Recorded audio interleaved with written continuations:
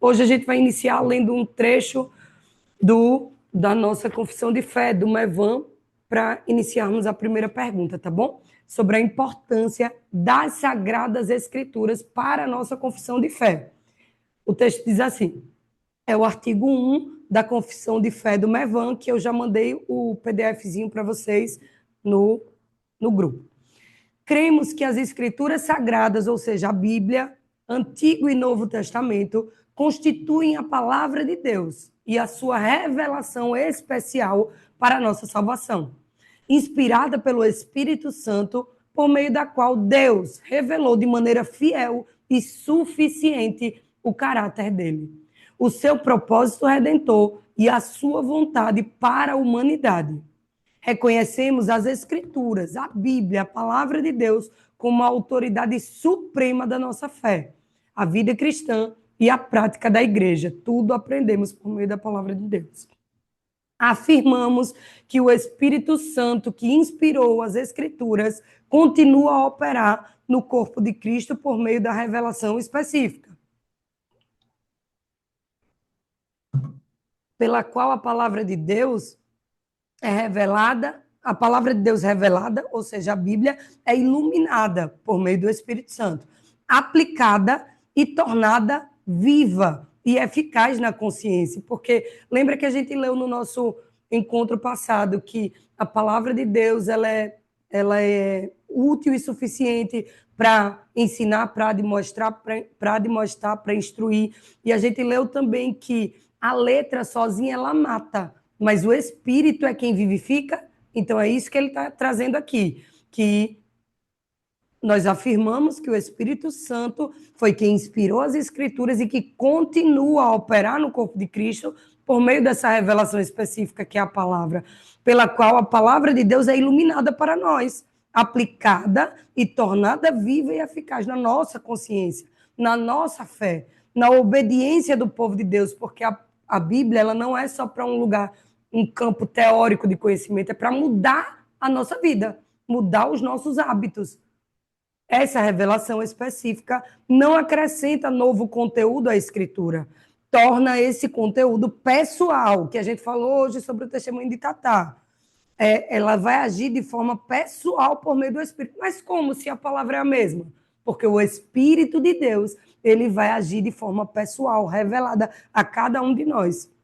Ela torna pessoal, inteligível, ou seja, alguns vão ler uns trechos da Bíblia e vai dizer o que é que ele está dizendo. E aí você levanta a sua mãozinha para o céu, dá glória a Deus pelas Bíblias de estudo e segue vida ali pelo que os teólogos já trouxeram esmiuçados para mim e para você. Muito mais do que as inteligências artificiais, que são excelentes para estudos práticos, quando você sabe dar o prompt correto, que é o comando, né? Se você dá, por exemplo, inteligência artificial, seja o ChatGPT, o Gemini, você diz a ela, eu quero que você me traga um estudo bíblico sobre o capítulo tal, quem escreveu, para que povo escreveu, qual era o tempo da história, segundo a Bíblia tal, Thomas Nelson, segundo a Bíblia de aplicação pessoal, segundo a Bíblia da fé reformada, caso você seja da fé reformada, e aí você dá esse prompt correto, você não vai ter confusão, porque se você não dá o prompt correto, vão lhe trazer desde pessoas que creem, eu não vou mencionar para não divergir de ninguém, mas entendam, deem o comando correto para que sejam fontes fidedignas de estudo que venham, de fato, a auxiliar e não confundir o seu estudo. Voltando. Aí, esse Espírito de Deus é o que nos torna a palavra pessoal, inteligível, transformadora, a verdade que já está revelada, conduzindo a igreja a uma compreensão mais profunda de Cristo e a uma resposta fiel à vontade de Deus. Esse é o objetivo de nós estarmos estudando a palavra de Deus, a confissão de fé, as perguntas do catecismo, é para que nós demos essa resposta fiel à vontade de Deus descrita na palavra do Senhor. Ele nos deixou uma vontade para a sua igreja, para o corpo de Cristo, na sua atuação pós-Cristo. E nós precisamos entender essa vontade para cumpri-la em fidelidade. E aí ele finaliza esse primeiro tópico que eu queria trazer para vocês, dizendo: nós cremos que a Escritura deve ser interpretada de maneira cristocêntrica. Não é na nossa revelação, no que eu entendi, no que eu quero interpretar, no que eu estou passando na minha vida, isso se encaixa dessa forma. Não. A palavra de Deus, ela tem uma função cristocêntrica. O que o Espírito de Deus inspirou este autor deste livro, deste poema, deste cântico, desta epístola, desta carta, o que ele inspirou esse povo a dizer, aquele povo, qual era o contexto que aquele povo vivia, o que é que ele quis comunicar àquele povo, entende? Pode, meu amor. Olha aí as intervenções. E aí ele termina dizendo assim: em continuidade com a fé... Peraí, vamos voltar. Cremos que a Escritura deve ser interpretada de maneira cristocêntrica, pneumatológica e comunitária, ou seja, pneumatológica vai se referir a termos teológicos com relação ao Espírito de Deus. Então, depois a gente entra em temas mais profundos, não vou trazer explicações, vocabulários para vocês ainda, tá? Tenham paciência de não comer a feijoada nem a rabada antes do leitinho. E aí ele diz que em continuidade com a fé histórica da igreja, nós precisamos... Aí está uma coisa que eu amo, a inteligência artificial. Olha aí, a Tatá também já está empolgadíssima. Ela vai nos trazer um contexto histórico muito claro. Se você não conhece, como foi? O que foi que protestaram? Peraí, como foi essa igreja? Me conta um pouquinho. Tu sou real? A igreja primitiva, entende? Aí você vai conhecer esse contexto histórico, essa linha do tempo histórica, não bíblica. Porque bíblica nós acabamos de ver que a interpretação, quem vai nos dar a revelação pessoal é o Espírito de Deus. Mas essa função histórica, ele vai trazer um estudo muito positivo, porque nós precisamos dar continuidade à fé histórica da igreja sob o governo do Espírito Santo. A palavra de Deus, ela exerce uma função formativa na vida do povo de Deus, instruindo, edificando, enviando a igreja a viver e testemunhar o reino de Deus com fidelidade, com maturidade espiritual e com obediência prática. Você entende isso? Você não pode ser fiel a algo que você não conhece. Tu vai ser fiel a uma pessoa que você não conhece, não sabe nem de onde vem? Não. Então, você precisa conhecer a história da igreja, a história daquilo que Deus fez, do que Deus continua fazendo através da igreja de Cristo, para você permanecer fiel àquilo que o Senhor deixou como papel instituído para nós enquanto corpo de Cristo, enquanto igreja. E aí, para testemunhar o reino de Deus com fidelidade, você precisa conhecê-lo. Você precisa conhecer esse Deus a que você diz servir ou amar, ou você precisa conhecê-lo. Você precisa conhecer a vontade de Deus para a tua vida, para servi-lo com fidelidade. Você precisa ter maturidade espiritual. Aqui vai num lugar de intimidade, num lugar de relacionamento, num lugar de experiências próprias e não apenas de gravador espiritual, sabe? Que as pessoas hoje leem, fazem seus estudos e aí passam.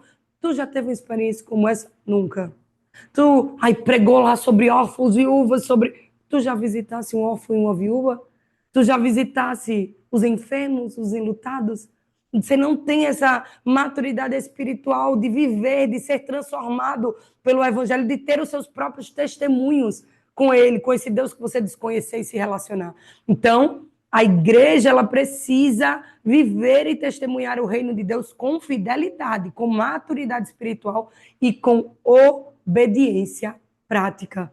Você só obedece aquilo que você conhece. Tanto que você vai para o termo jurídico, só há como você ser punido por uma infração legal quando essa lei precede o crime. Ele precisa existir, a lei precisa existir para que alguém seja punido. E nós já temos uma lei que nos rege. Agora nós precisamos conhecê-la, obedecê-la, para então praticá-la. E aí a gente vê, e nunca, lembrem-se, nunca vivendo pela lei, porque Cristo nos justificou pela graça. Nós vamos conhecer a lei, nós vamos ser transformados porque aquilo glorifica o Senhor, mas a justificação é pelo sangue de Cristo. Nós só somos salvos pela graça. E a Bíblia diz que aquele que vive pela lei tem que praticá-la por completo. Ninguém conseguiu. A Bíblia diz que é por isso que Cristo veio. Então, se você tenta viver sob a ótica da lei, você vai ser condenado pela ótica da mesma lei. Você tem que entender que você é dependente da graça de Cristo, que essa graça é suficientemente salvífica. Ah, então por que eu preciso transformar a minha vida? Por que eu preciso mudar os meus comportamentos? Porque Cristo te amou primeiro. Ele entregou a vida por você, ele deu o seu sangue. E ele diz em seu manual que ele espera de mim e de você. Por amor, por ter recebido o amor recebe de Deus, um amor que ninguém poderia cobrar dele. Nós agora dispensamos este amor para os outros, para o corpo, dispensamos esse amor que nós conhecemos, ele nos amou primeiro, e nós, com esse amor que recebemos hoje, vamos amar, instruir e ensinar a outros. Entende? Tá claro para vocês? Dê um joinha aí, para eu ir Deixa eu continuando. contribuir uma coisinha rapidinho com isso, Malha. Amém? Não me lembro onde foi que eu li. Não me lembro se foi no livro do C.S. Lewis, não me recordo mais a fonte, mas não é minha. Foi lendo, foi estudando. E foi algo que fez muito sentido para mim. A gente, muitas vezes, né? A Malha falou, acabou de falar, ai, por que que eu vou me transformar? Por que que eu vou mudar minha conduta? E aí, eu li em algum lugar, depois eu vou ver se eu acho a fonte. Começou já a se despirma, que ele diz assim: muita gente acha que a gente precisa mudar a conduta para ser salvo. É o contrário. Isso. É porque você foi salvo que você muda a sua conduta. É pela Exatamente. gratidão, é pela graça. Então, e recentemente, assistindo uma pastora aqui de Americana, eu amo o Instagram dela, eu vi que João também segue, pastora Laura. Ela é Sim, maravilhosa. Ela excelente. É traz, ela traz, reformada, excelente. ela traz explicações, né, ali dos trechos bíblicos. E ela recentemente falou sobre isso também. Eu gravei muito essa frase. A sua teologia muda a sua biologia. Essa frase veio através da interpretação ali, né, do que ela trouxe da parábola dos talentos, que não fala sobre dinheiro, mas fala sobre a forma como nós enxergamos a Deus. E o que que quer dizer isso, né? Eu, porque quem muda a conduta para ser salvo muda por medo. Quem muda por medo acredita que Deus é um Deus punitivo. Não que não tenha, como a Ali acabou de falar, né, as suas consequências ali conforme a lei. Mas é o contrário. É porque eu fui salva que eu mudo a conduta pela graça e pelo amor a Deus. Então a tua teologia muda a tua biologia. O que que isso quer dizer? Se eu acredito que Deus é um Deus mau, eu sou o servo lá da parábola dos talentos que vai ser escasso, que vai se relacionar com Deus a partir do Deus é um Deus ruim, punitivo, que colhe, né, de onde não plantou.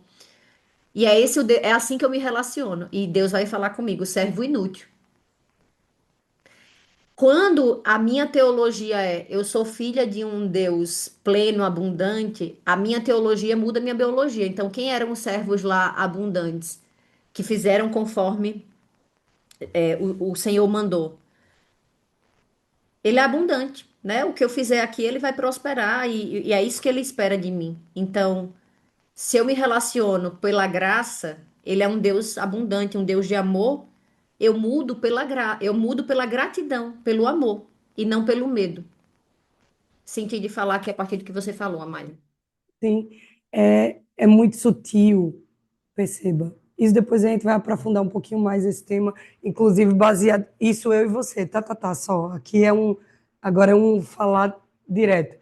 Esse livro Chega de Regras, ele nos traz, de Larry Crabb, ele nos traz uma consciência muito clara de que com Deus não há linearidade, no sentido de eu faço A para conseguir B. Não, isso é um pensamento humanista, mundano.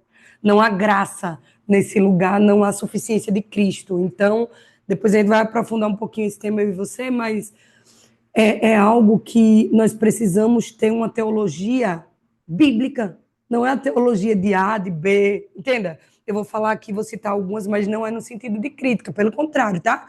Não é a teologia reformada, não é a teologia pentecostal, não é a teologia neopentecostal, não é. É a teologia bíblica. o que a Bíblia diz e como a Bíblia diz e para quem a Bíblia disse e onde ela apontava para Cristo nessa teologia, nessa leitura, nesse livro, nessa epístola, nessa carta, nesse poema, você entende? Então a gente não pode escolher uma teologia que se adeque melhor à nossa realidade ou que a gente quer viver, tá? Então é uma frase que dá muito pano para manga, muito profunda. Eu amo a Laura, e a Laura ela é muito profunda. Inclusive, um dos melhores estudos bíblicos sobre Ruth está ali no Instagram de Laura. 4 videozinhos, 4 não, 5 eu acho que ela fez. Objetivo, rápido. Claro que para vocês que ainda estiverem começando o estudo bíblico, você vai ter que aprofundar em cada um daqueles vídeos dela, porque são vídeos bem curtinhos que ela costuma fazer, né, Tatá? E aí, desse vídeo, você vai buscar outros estudos para aprofundar. Mas são 4 ou 5 vídeos sobre o livro de Ruth excelentes, que, inclusive, se a gente vier a fazer o nosso estudo bíblico de mulheres, eu vou começar por Ruth, para vocês entenderem um pouco do que a gente estudou com ela. Mas voltando para cá, a gente viu o poder e a importância das Sagradas Escrituras como centralidade, de Cristo sendo o centro, a palavra de Deus revelada como sendo a ferramenta que Cristo usa para nos ensinar, nos instruir. Vá me dizendo só o horário, tá bom, Tatá? Que agora nós vamos pular para a primeira pergunta do Catecismo de Westminster. Amália, por que você escolheu o Catecismo de Westminster? Porque eu sou professora de um clube literário e eu amo perguntas e respostas. Alguns vão dizer que isso é um método socrático, mas eu não concordo, é um método de Cristo. Quando você vê a palavra de Deus ali revelada, as parábolas, a forma como Cristo interagia com as pessoas ao fazer milagre, ao ensinar, era sempre perguntando, esperando a resposta. Ele não sabia, gente, ele sabia tudo. Antes de a palavra chegar à boca, a Bíblia diz que ele já sabe todas as coisas. Porém, o método de Cristo, não de Sócrates, são as perguntas e respostas para o melhor ensinamento. Então, tudo que eu vou fazer de ensino, de instrução, eu sempre prezo pelas perguntas e respostas. Então, apesar de ter mostrado a vocês todas as declarações que são excelentes, de estar esmiuçando com vocês a declaração de fé do Mevan, que é excelente também, objetiva, eu escolhi o catecismo para que fixe na mente de vocês as perguntas e respostas que faremos, tá bom? E a primeira pergunta do Catecismo de Westminster é: qual é o fim principal do homem? Por que eu e você fomos criados? E a resposta que você vai colocar aí no seu caderninho, lembre-se, essa resposta vai ser uma resposta para fixação na sua mente, mas o estudo é muito mais profundo, cristocêntrico e dentro de uma teologia bíblica, na palavra. A resposta é: o fim principal do homem é glorificar a Deus e gozá-lo para sempre. Essa vai ser a sua resposta. Todas as vezes que eu perguntar aqui a você, minhas irmãs, qual é o fim principal do homem? Vocês não precisam abrir o microfone porque vai ficar oscilando a voz, mas eu quero que você responda aí no seu lugar. Qual é o fim principal do homem? Eu estou vendo as boquinhas de vocês, podem falar. Isso, Tatá. O fim principal do homem é glorificar a Deus e gozá-lo para sempre. Mas se nós não estudarmos a palavra de Deus para entender como é que eu glorifico a Deus? Porque o fim principal do homem é glorificar a Deus. Tá, mas como é que eu faço isso? E gozá-lo eternamente? Como assim? Se você nunca ouviu falar dessa perspectiva da eternidade, você precisa entender o que é a eternidade para você entender como você gozará dele eternamente. E aí eu já quero que vocês abram comigo aí no Salmo 16. A gente não vai ler apenas o versículo 11, a gente vai ler o Salmo completo. Enquanto vocês acham aí na palavra de Deus o Salmo 16, olhem pelo índice, que ainda não tem o hábito de leitura, eu vou lendo o que é que ele propõe de estudo para esse dia, esse primeiro dia, porque vocês vão perceber, quem tiver esse livrinho, ó, que eu super sugiro vocês comprarem, que é Treinando Corações e Ensinando Mentes, quem não tiver esse livrinho, não vai entender o que eu vou dizer, mas quem tiver, você já vai ver aí, ó, que ele traz na segunda-feira. Na segunda-feira você vai estudar esse trecho e ler esse salmo para memorização. Então, quando vocês estiverem passando isso para os seus filhos, para o seu marido ou para a sua vizinha, ou na sua mesa de comunhão que a gente propôs que vocês façam, vocês vão precisar marcar segunda-feira feita, dia 1 feito, entendeu? E aí ele diz assim, o que acontece quando você usa alguma coisa para outro propósito que não seja o propósito real dessa coisa? O que é que acontece? Quebra, destrói, né? E aí ele pergunta, já faz outra pergunta. Se, por exemplo, você quisesse dentes bem brancos e tentasse clareá-los usando graxa branca para sapato, funcionaria? Claro que não. A graxa de sapato é usada para clarear sapatos e não dentes. O que aconteceria se você colocasse marshmallows em suas torradeiras? Gente, um adendo. Eu sou tia de clubinho literário, presencial. E aí, o marshmallow assado na fogueira ficou uma delícia, né? Só que eu não tenho fogueira na minha casa. Então, teve uma experiência de um livro específico que o ursinho assava marshmallow. Eu disse, não, vamos fazer o seguinte, já que a gente não tem a churrasqueira, vamos ligar o forno, o fogo, e vamos assar os nossos marshmallows aqui no fogo, fogo de gás, minha gente. O marshmallow ficou lindo, douradinho por fora. Quando as crianças botaram na boca, que negócio horrível, tia. Eu, por quê? Parei e tirei os marshmallows de todo mundo quando eu provei. Era gás puro, defumado de gás. Olha a loucura, porque quando nós fazemos algo para o fim que ele não foi planejado, ele não dá certo.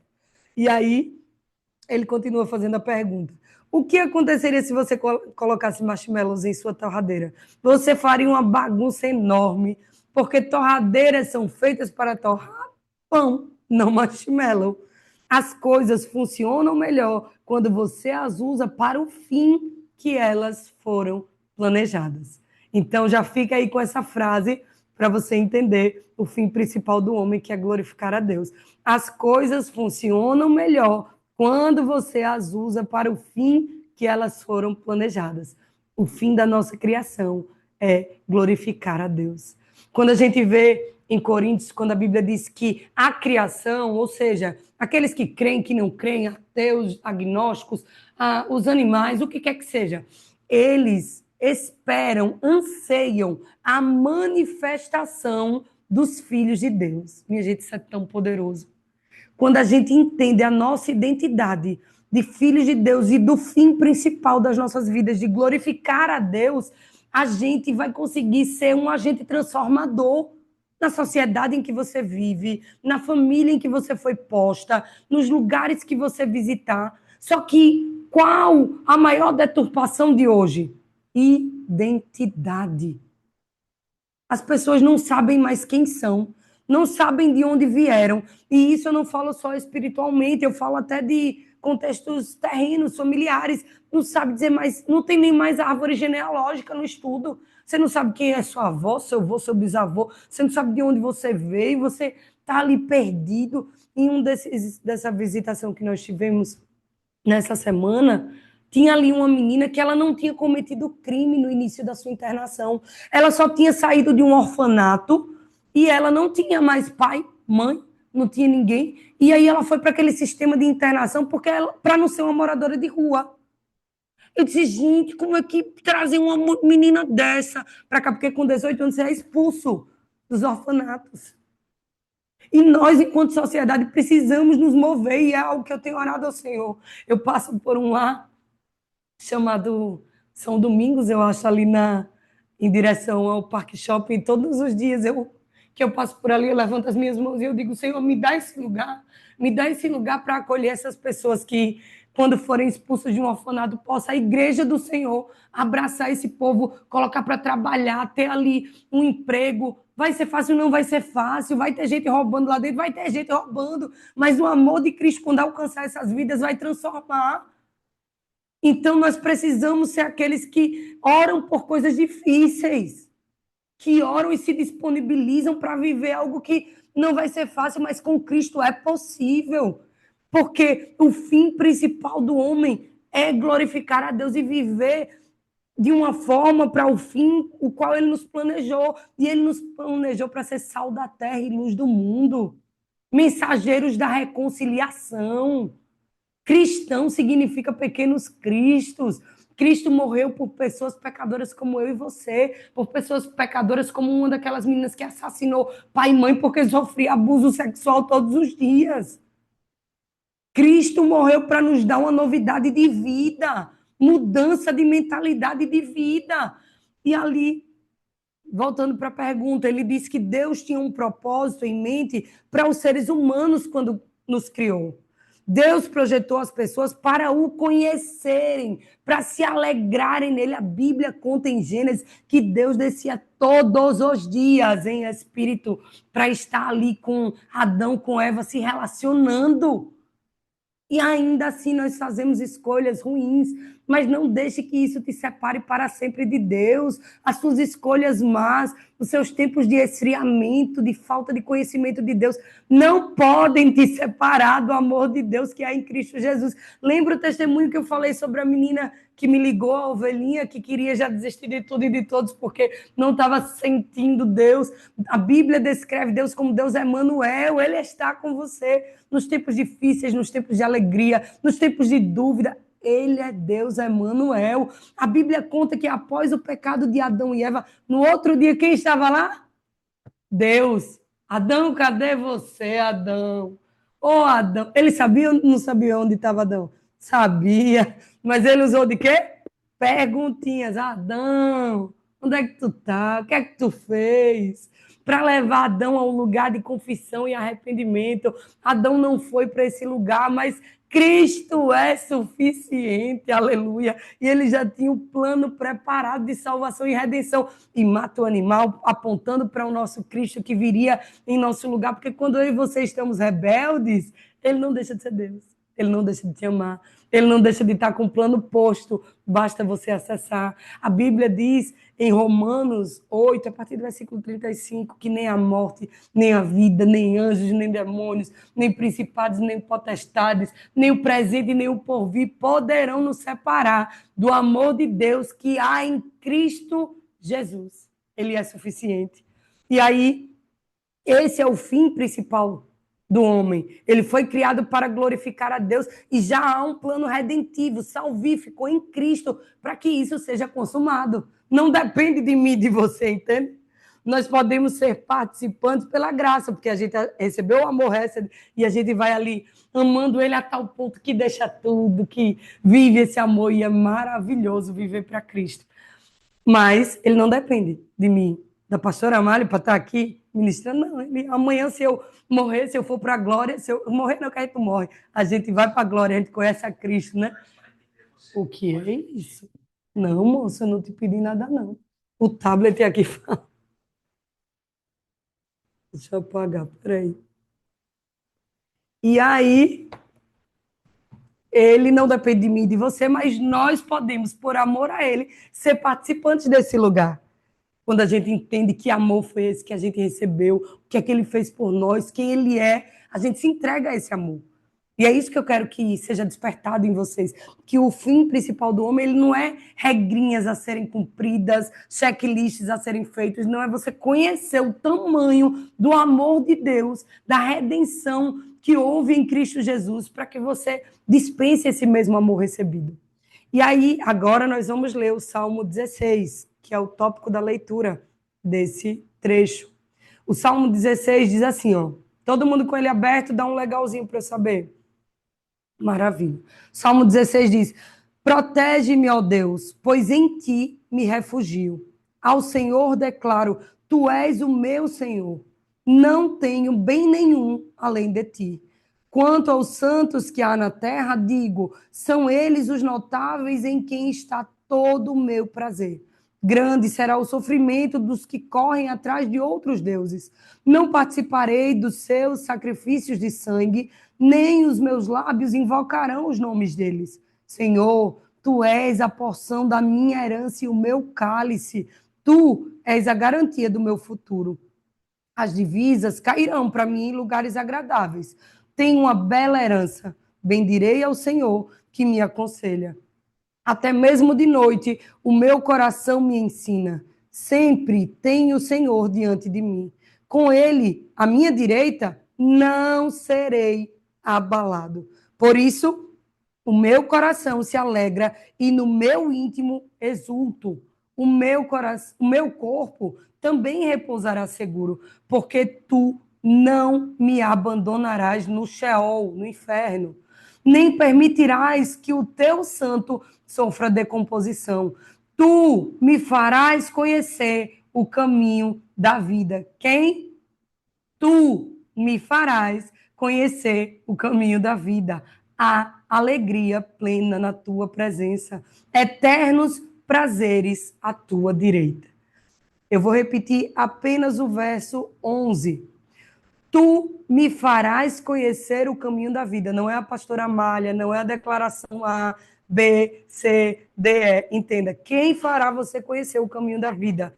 Ele, o Senhor, através da sua palavra e do seu espírito. E há alegria plena na presença, na intimidade, no relacionamento, no conhecimento de Deus. Há eternos prazeres à tua direita, nesse lugar de aliança com Deus.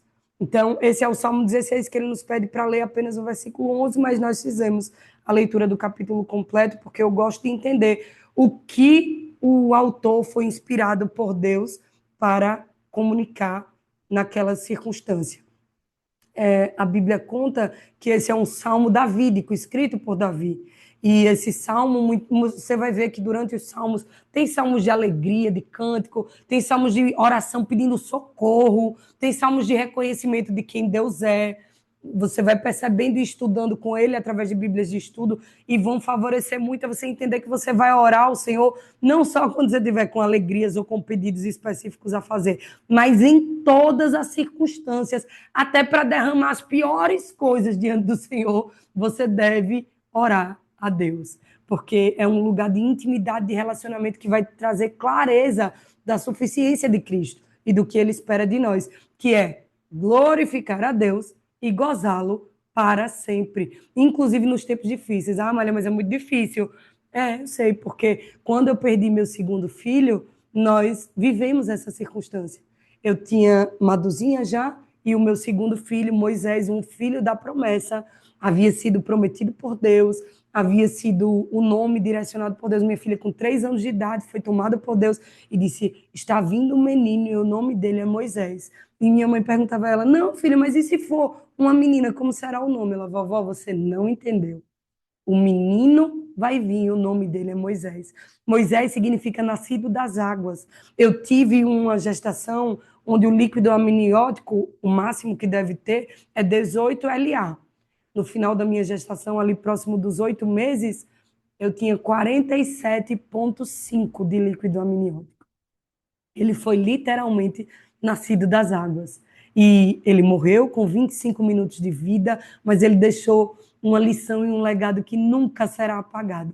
Houve conversão na sala, houve conversão no corredor, nós aprendemos a adorar e orar ao Senhor em meio a circunstâncias difíceis, e enquanto havia vida em um quarto e no outro quarto, e estava todo mundo em silêncio, no quarto em que havia morte, nós estávamos cantando junto com uma média de 20 irmãos que subiram para nos ser apoio e sustento nesse tempo de fé, de fé visitada, né, tentada. E ali nós cantávamos em uma só voz. Tu és fiel, Senhor, eu sei que tu és fiel, para todo sempre. Tu és fiel, Senhor, eu sei que tu és fiel. E ainda que eu não mereça, permaneces assim. Fiel, Senhor, meu Deus, fiel a mim. E ali a gente sentiu a presença, foi inundado pela graça de Deus, a ponto de, no momento de enterrar a nossa criança, de ajeitá-lo no caixãozinho, eu ainda fui com fé, viu? Porque a fé é o firme fundamento daquilo que não vemos, mas cremos. E eu já tinha visto o Senhor ressuscitar, então eu prontamente não podia andar. Aí eu disse, João, me leva, bota na cadeira de roda e me leva lá para o necrotério, que quem vai ajeitar o menino sou eu. E com a minha bibliazinha debaixo do braço, com Marcos 5, Talita Cume. Eu cheguei lá, não tinha força nem para levantar, né? Porque tinha feito uma cesárea e eu tenho alergia medicamentosa, então eu não posso tomar remédios para dor. E eu ali levantando, só que quando eu levantei, não senti dor nenhuma. A graça, a misericórdia ali nos sustentando, né? E eu levantei, eu disse, Bi, minha Bíblia, por favor. E ele me deu a Bíblia e eu abri Marcos 5, botei a mão no menino. Pai, eu sei que o Senhor pode ressuscitar. E quando eu toquei o corpinho gelado de Moisés, eu disse, meu Deus. E ali, naquele momento, o Senhor disse ao meu ouvido, e se eu não quiser? Eu continuo sendo teu Deus? E assim que eu ouvi aquela voz, audível ao meu ouvido, minhas pernas tremeram, eu titubeei ali, e o João foi tomado por Deus e disse, filha, ele está comigo. O propósito foi cumprido. E ali o Senhor, nem existia o louvor questiona, adora, e naquele momento o Senhor me perguntava pelo Espírito, você vai questionar ou você vai adorar? E eu comecei a rasgar. Vocês já viram que eu não sei cantar e que minha voz não favorece, mas ali eu rompi em adoração no louvor. Quão grande é o meu Deus. E ali, enquanto o Senhor me tomava em adoração, dizendo que Ele era grande, que independente daquilo que nós vivêssemos, Ele era grande, eu fui sentindo um bálsamo e eu ali adorando na presença do Senhor. O nosso antigo pastor estava lá, foi levado por Deus para estar ali, nem tinha intimidade conosco, mas Deus o havia enviado ali, e a esposa dele chorava na presença do Senhor. Eles estavam sendo preparados para o ministério que eles iam assumir logo em seguida, por meio daquele testemunho de fé. E o maqueiro, eu quero voltar para Jesus, e aquela coisa ali gloriosa da presença do Senhor. E a médica que estava nos assistindo reconciliou-se ali com Cristo por meio daquela situação. Quando a Bíblia diz que tudo coopera para o bem daqueles que amam Deus, são chamados segundo o propósito, até as nossas dores, elas são tomadas por Deus para um fim salvífico, para um fim de apresentar e comunicar as boas novas. E eu já havia perdido um filho antes de maduro, logo no início de gestação. E eu me recordo de passar 7 dias em cima de uma cama, questionando a Deus, questionando... Porque tem gente que joga o menino no lixo e eu querendo filho, não pude, tereré, aquela coisa toda contendendo com Deus. E ali naquele momento poder, na presença do Senhor, regozijar-me nele, independente das circunstâncias, foi um lugar de maturidade de fé, que é o que a gente leu aqui na declaração de fé. A palavra está posta e a maturidade da fé vem por esses relacionamentos, essas provações com o Espírito de Deus. Entendam, você não é tentado por Deus, não existe isso. Você é tentado pelos seus próprios maus desejos, mas você é provado, aperfeiçoado, amadurecido por meio desse lugar de provações. E ali nós entendemos tudo, o propósito de salvação. Moisés cumpriu o seu plano aqui na terra e ali o seu propósito foi executado. E nós tivemos um diagnóstico: você não pode gerar filhos homens. Você tem uma incompatibilidade genética com seu esposo e quando você gera um filho homem, ele morre. Ele tem uma malformação e ele morre. E aí queriam que eu fizesse estudo genético, queriam fazer aquele negócio do corpinho, que eu não sei o nome, do bebê, e o Espírito de Deus me dizia, não, nada. E eu disse, mas Deus, eu creio na ciência, eu creio em tudo, por que eu não posso fazer? E a palavra era, não, nada.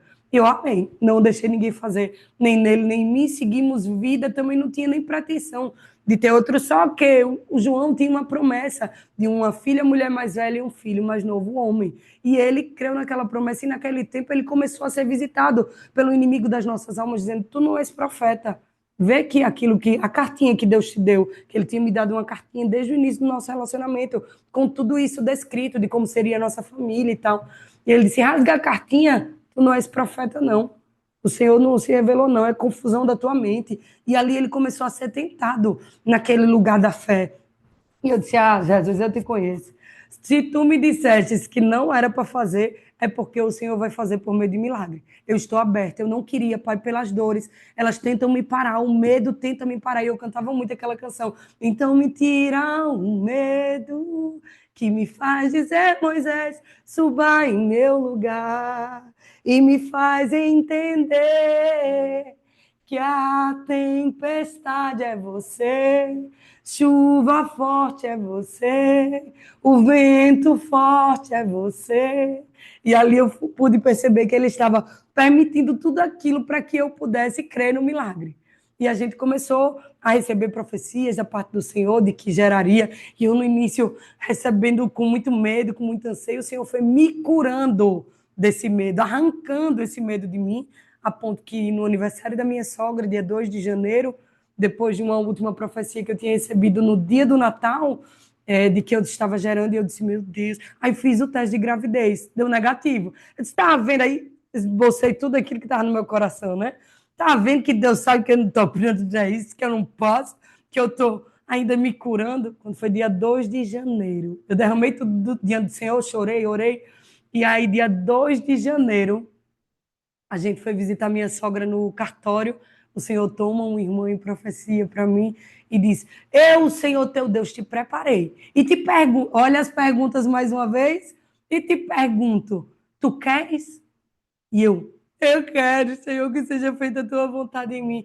O menino está sendo gerado. Deus foi muito específico. O menino está sendo gerado no teu ventre, para tu ver que eu sou o mesmo, ontem, hoje e eternamente. E então veio Estevão para a glória de Deus. Um milagre vivo, vai fazer 8 anos agora em agosto. Mais macho impossível, lindo, perfeito, abençoado, ungido, cheio de energia para a glória de Deus. Então, para vocês entenderem que o glorificar a Deus e o gozá-lo eternamente passa por momentos de dificuldade. E esses momentos de dificuldade vão cooperar juntamente para o bem daqueles que amam a Deus, daqueles que são chamados segundo o seu propósito. E como o versículo 11 do Salmo 16 que nós lemos, ele nos fará conhecer o caminho da vida. Nele há alegria plena na presença dele. Nele há eternos prazeres quando estamos à sua direita. Então, entendam que nas dificuldades, nas tribulações, ele continua sendo Deus. E ele está conosco, ele passa em cada uma delas conosco, como diz o Salmo 23. Então, ainda que nós passemos pelo vale da sombra da morte, ele caminha conosco. E o nome dele será glorificado se passarmos com ele. Tata, nós temos quantos minutos? Quanto tempo? Quanto você quiser, meu amor, mas são 10 para as 11. Eu vou respeitar aí o tempo para as minhas irmãs. Vamos ler mais um do nosso tema, porque, como eu disse a vocês, a pergunta do catecismo ela é dividida durante os dias da semana. Então, nós vemos o fim principal do homem na segunda-feira, que é isso que nós acabamos de ler, na terça-feira, na quarta-feira, na quinta-feira, na sexta-feira, no sábado, e o domingo é supostamente para o culto que fecharia essas perguntas de catecismo. Então, nós vamos ler o de terça-feira, tá? Peraí, deixa eu ver se eu concluí com vocês. Concluí. Lemos alguns. Aí, lemos o Salmo 16 e ele termina dizendo assim, ó, a segunda-feira. Esse versículo descreve a alegria e o prazer que têm as pessoas em Deus quando elas vivem de acordo com o propósito que Deus tem para elas. Mas algumas pessoas vivem como se o seu propósito fosse divertir-se ou ganhar muito dinheiro apenas. Assim, nunca vivem satisfeitas. Elas descobrem que a alegria de momentos divertidos ou de ter coisas novas logo desaparecem. Isso acontece porque elas não estão vivendo de acordo com o propósito que Deus tem para elas. Quando vivemos para desfrutar de Deus, estamos fazendo o que Deus nos criou para fazer e a nossa alegria será nele duradoura. E perceba que vale um adendo gigantesco. Isso não é uma apologia ao franciscanismo, a você não buscar prosperidade, ou a você não ter coisas, ou você não ser divertido, se aquela pessoa sisuda, séria, que tudo, ninguém pode rir, ninguém pode se divertir. Não. Aqueles que tiverem a oportunidade de nos conhecer de perto vão saber que nós gostamos de rir, nós nos desfrutamos na comunhão de tempos de relacionamento. E isso, a Bíblia diz que um dos frutos do Espírito é a alegria. Então, e com relação à prosperidade, o Senhor diz que onde abundou o pecado, superabunda a graça. E a graça de Deus, ela envolve esse lugar de Provérbios 16:3, que nós fazemos os planos, consagramos ao Senhor e eles são bem-sucedidos. Quantas empresas, homens de Deus, podem ajudar a propagação do reino, do evangelho, Quantas pessoas foram auxiliadas, por exemplo, hoje o meu marido, ele é exclusivamente da obra, a gente vive de missão, mas quantas pessoas não foram abençoadas financeiramente por ele ser o melhor vendedor do Nordeste e poder trazer recurso para um projeto como o Projeto Nova Criatura, que hoje é uma comunidade de fé, mas lá atrás era apenas uma lojinha missionária, onde a gente comprava roupas, vendia canecas. Essa garrafinha aqui é até dessa época ainda, nem existe mais. Mas a gente vendia, o João investia, vendia coisas e com esse recurso ele fazia feira para irmãos, pagava remédios para irmãos, ele trazia ali chapa para as minhas irmãzinhas. Altas chapas a gente já comprou para irmãzinhas. Então, nosso dinheiro, a nossa prosperidade pode abençoar vidas, pode expandir o reino com a pregação do evangelho. Então, não é uma apologia ao franciscanismo, mas é entender que antes de qualquer prosperidade, de qualquer diversão, de qualquer objetivo terreno, o fim principal do homem é glorificar a Deus e gozá-lo eternamente, se relacionar com ele, entender esse propósito de vida. Eu vou fazer o seguinte, como nós chegamos aí às 11 horas, eu vou mandar para a Tatá por áudio, me comprometo em enviar os áudios de terça, quarta, quinta, sexta e sábado da nossa reflexão, para que a gente vá alimentando. Não, na verdade eu vou colocar no meu, pode ser, Tatá? E você pede para elas migrarem para o meu, como é o nome daquilo? Do Instagram? Meu Claro. canal? É o É isso? canal. Isso. É, só que deixa eu lhe dar uma orientação. Você tem que gravar já lá direto, tá? Porque você não vai conseguir subir um Ah, áudio gravado fora, não, tá bom? entendi. Pronto, eu gravo direto lá, então, na Pode. comunidade de fé e Isso. na confissão de fé, e vocês acompanham a terça, a quarta, a quinta, a sexta e o sábado.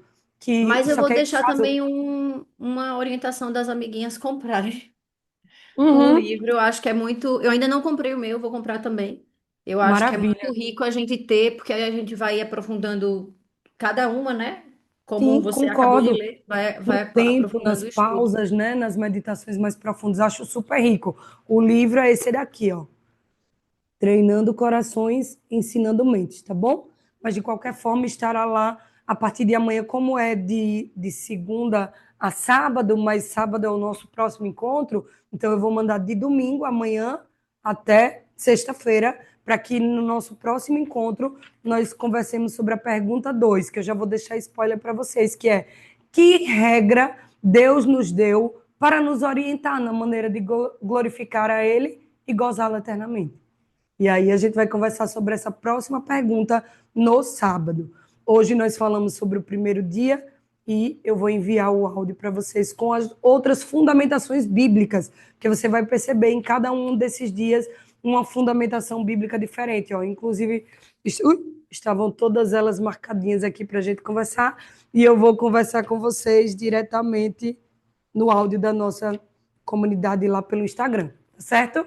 Ô, Mália, deixa eu só fazer uma pergunta rapidinho, porque eu acho que pode ser até de Paz. outras colegas. A Juliana colocou no chat aqui, ó. Queria fazer uma pergunta. Sou católica e aproveitei a oferta da Ítala para aumentar o meu conhecimento religioso e minha proximidade com Deus. Percebi Sim. que o que estava escrito na sua Bíblia é um pouco diferente da minha. Eu venho lendo e estudando uma Bíblia, 365 dias, e tenho também uma Ave Maria.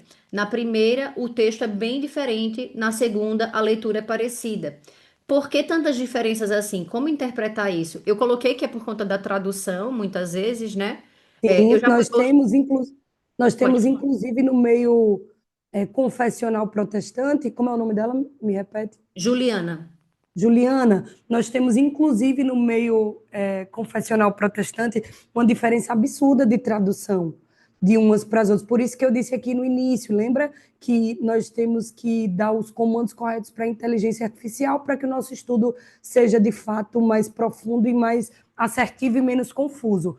Não tem problema nenhum, minha irmã, você ser da Igreja Católica e estudar conosco. Claro que se às vezes no seu relacionamento com o padre ou com o monsenhor da sua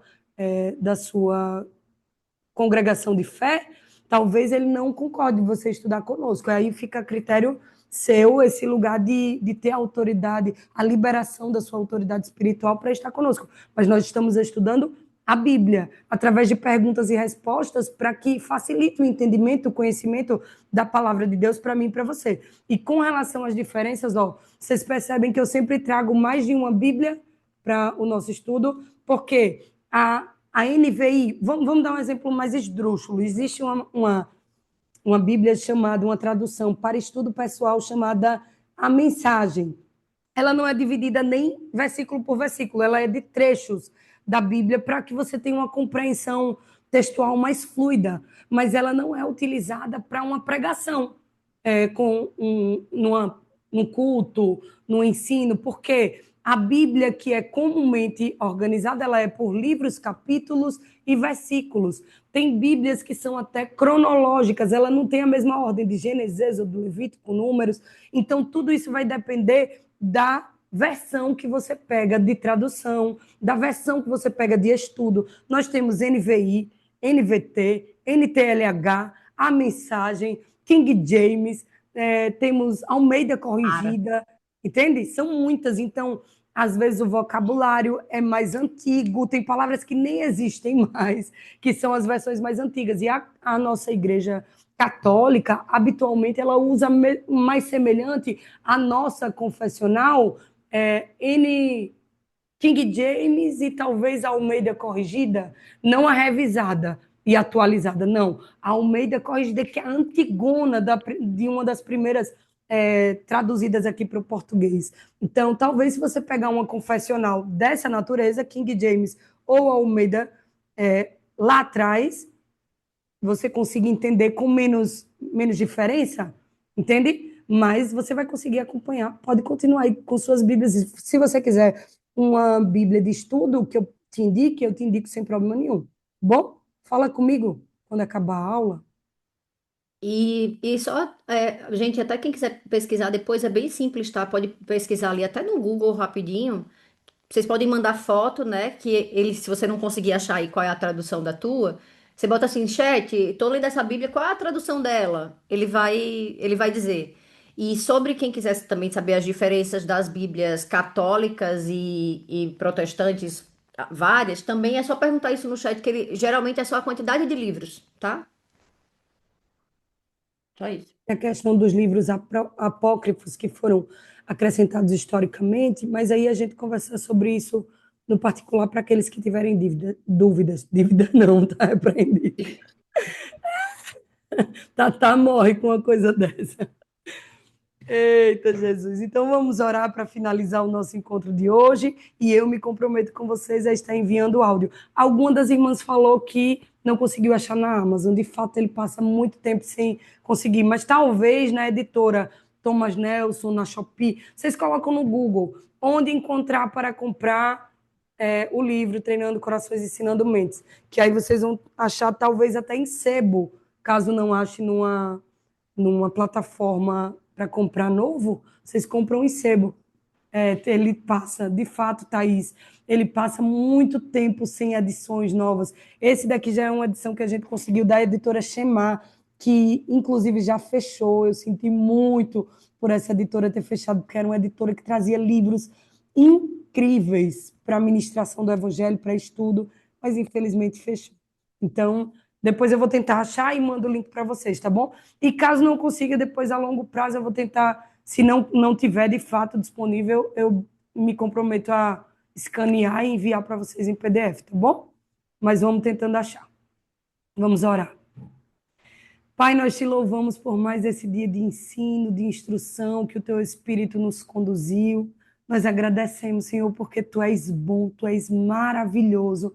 Nós entendemos que a tua presença é real e que o Senhor nos aperfeiçoará, nos irá amadurecer por meio da meditação da tua palavra, da instrução do teu Espírito, para que nós possamos glorificar ao Senhor em tudo que fizermos, falarmos, em tudo aquilo que o Senhor nos permitir alcançar de profissão, de família. Ah, Deus, vem nos aperfeiçoando, vem gerando em nós o querer e o efetuar que a Bíblia diz que o Senhor faria, para que nós possamos contar essas boas novas a outros. para que nós possamos ensinar a outros como glorificar ao Senhor através do nosso testemunho, da nossa mudança de vida. Nos faz novas criaturas, Pai, não só em teoria, mas em prática, em mudança de vida. Lembra as minhas irmãs, Paizinho, de estar à mesa, em comunhão com outras vidas, ensinando aquilo que elas estão aprendendo. O pouco com o Senhor é muitíssimo, e que o teu Espírito gere em nós o querer efetuar segundo a tua vontade, que nós possamos gozá-lo eternamente, desde agora, que nós possamos sentir a tua presença, te reconhecer nos tempos difíceis, te clamar como Davi, rasgando suas vestes nos tempos de aflição, e que o teu nome venha ser conhecido, engrandecido e glorificado. Eu abençoo em nome de Jesus cada uma das mulheres que estão aqui conosco hoje, aqueles irmãos e irmãs que irão ver pelo link depois, que haja, Senhor, o governo do teu Espírito ensinando a eles aquilo que deve ser praticado, vivido, confessado para a glória do teu nome. É assim, Paizinho, que nós oramos abençoando a saída de cada uma dessas minhas irmãs, para que neste dia seja um dia cheio da tua presença, da tua graça, da tua misericórdia, as envolvendo em tudo que elas vierem a fazer, falar, em nome de Jesus. Amém. Glória a Deus. Amém. Ó, acharam já o livro. Vixe, Ô, Maria, como vocês são Glória, olha aí, rápidas. olha aí. Achei na Rema, só achei meio caro lá. Foi Quanto? Quanto tá? Ele é carinho mesmo, ele é uma média de 79 a 109. Isso, tá 89. ok. É isso aí mesmo. É um livro de estudo, então ele costuma ser mais caro, de E se fato. não tem muita editora fabricando também, né? É isso, aí se Isso, torna mais caro. Ô, isso gente, aí. mas apoiem os livros do Brasil. Eu não quero nunca Ei, que deixe por de ter favor. livro. É, porque eu sei que tem muita gente que gosta do digital, mas deixa o meu livro. Vamos apoiar a livraria? Glória a Deus. Pois bem, obrigada, viu, Amália, por mais esse dia. Meus amores, Amém. todas, quem quiser conversar, eu vou lá. A Amália disse que vai mandar os áudios, né? Então vão lá no canal dela. Eu também vou ficar disponível lá no meu canal. Hoje e amanhã, durante o dia, eu vou estar mais disponível no Instagram. Então me usem. Amo vocês. Amo você, meu irmão.